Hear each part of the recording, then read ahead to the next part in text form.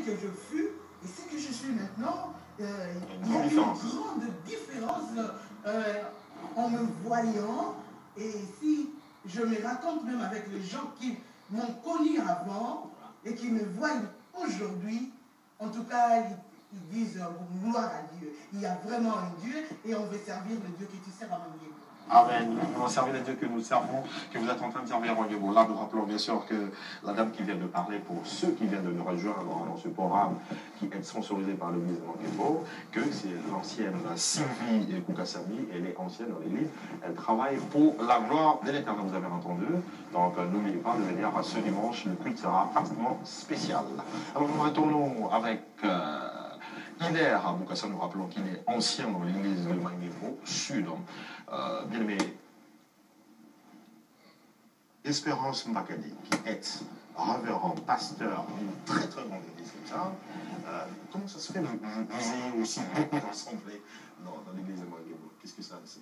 Est-ce que c'est... Ça, c'est la grâce divine. Ah oui, c'est la grâce divine. Je dois souligner pour ceux qui nous suivent que l'église de Manguembo est née à Bandalungwa, à Kinshasa, vers les années 84-85. Au milieu des années 80. Oui, pour déjà là, c'était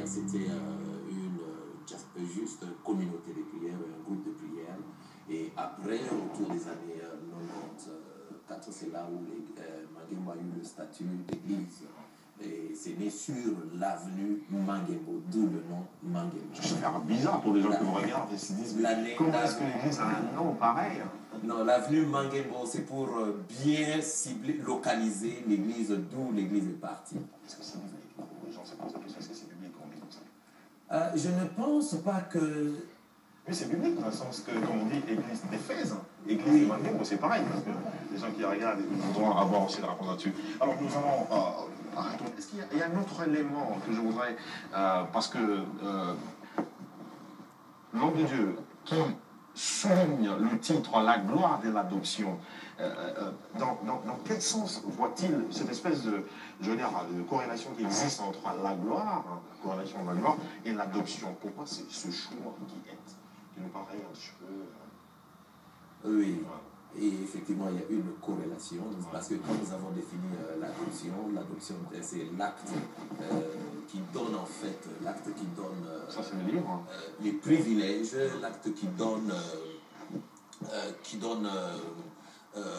beaucoup d'avantages légaux à celui qui est adopté. Et quand il parle de la gloire,